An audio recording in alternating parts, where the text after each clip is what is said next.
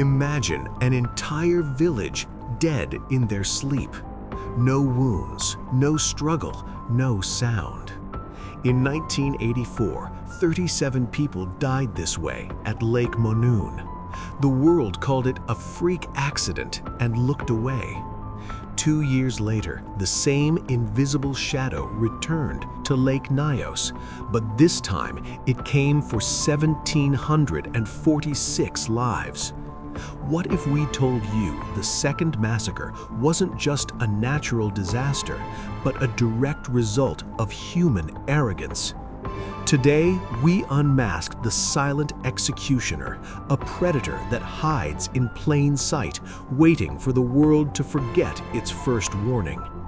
This is the story of how an ignored secret at Monoun became a death sentence for Nyos. Welcome to the Myth Echoes, where we unmask the secrets that history and science tried to forget. August 15th, 1984. A truck sits dead on a lonely road by Lake Monoun. Inside and around it, 37 bodies are found perfectly preserved, yet lifeless.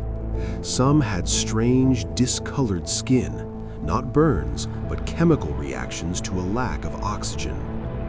Instead of a deep geological probe, authorities rushed to judgment.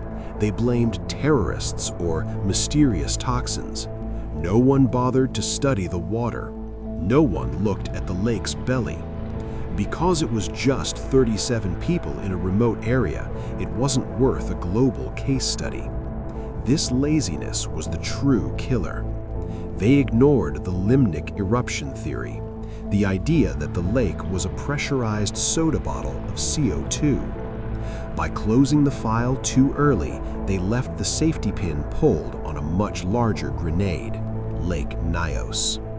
August 21, 1986. It was a Thursday night, and the moon hung low over the volcanic crater of Lake Nyos. For centuries, the local people had shared whispered legends about this water. There were ancient folk tales of a woman of the lake, or a spirit of the abyss who would rise to punish the wicked, turning the water into blood and the air into fire. To the ancestors, these weren't just myths, they were memories passed down of a restless earth. But on this night, the modern world had forgotten those warnings. At approximately 9:30 p.m., the silence of the valley was shattered by a sound that survivors described as a low, rumbling thunder. Deep beneath the surface, the lake burped. A massive pocket of 1.6 million tons of carbon dioxide, trapped under the weight of the water for decades, suddenly breached its boundaries. When we say the lake burped, don't imagine a small bubble rising to the surface. Imagine a giant invisible hand reaching into the depths and violently unzipping the very floor of the lake. To understand what happened, you have to imagine Lake Nyos as a colossal 200-meter-deep soda bottle. For centuries, volcanic springs at the bottom had been pumping pure carbon dioxide into the water. In any normal lake, this gas would simply bubble up and disappear, but Lake Nyos was different. It was stratified, meaning the cold, heavy water at the bottom stayed pinned down by the warmer, lighter water at the top, acting like a liquid cap. For decades, the pressure at the bottom was so immense that it forced the gas to dissolve into the water, packing it tighter and tighter until the lake was literally supersaturated. It was a liquid bomb, held shut only by the weight of the water above it. Then something triggered it. Perhaps a small underwater landslide or a tremor. The cap was nudged. A small pocket of gas rose just high enough for the pressure to drop, and that's when the chain reaction began. The lake didn't just bubble, it inverted. As the gas rose, it expanded, taking up more space and pushing the water out of its way, which caused more gas to rise even faster. In seconds, the burp became a 100-meter-high geyser of froth and foam as 1.6 million tons of carbon dioxide, the weight of over 5 Empire State Buildings, shot out of the water. The lake didn't just stay blue, This violent upheaval stirred up iron-rich sediment from the abyss that hadn't seen the sun in 1,000 years. As the iron hit the oxygen at the surface, it oxidized instantly. The survivors didn't wake up to a beautiful tropical lake. They woke up to a cauldron of rust-red blood, smelling of gunpowder and death, while a silent, invisible tsunami of gas began to roll over the crater's edge. It wasn't a burp of air. It was the lake exhaling its own soul, and that breath was lethal. As the gas hit the cool night air, it didn't dissipate. Because CO2 is 1.5 times heavier than oxygen, it acted like a liquid nightmare. It poured over the rim of the crater and began its descent into the valleys below, moving at a terrifying velocity of 50 miles per hour. This was no ordinary fog. It was a 50-meter thick blanket of pure suffocation that surged forward, hugging the ground and filling every crevice, every home, and every lung in its path. Inside the villages of Nyos, Cha, and Subum, life simply stopped. In those first few minutes, people were doing the most mundane things, eating dinner, tucking children into bed, or sitting by a fire. As the cloud entered their homes, there was no smell, no taste, and no warning. Oxygen was displaced in a heartbeat.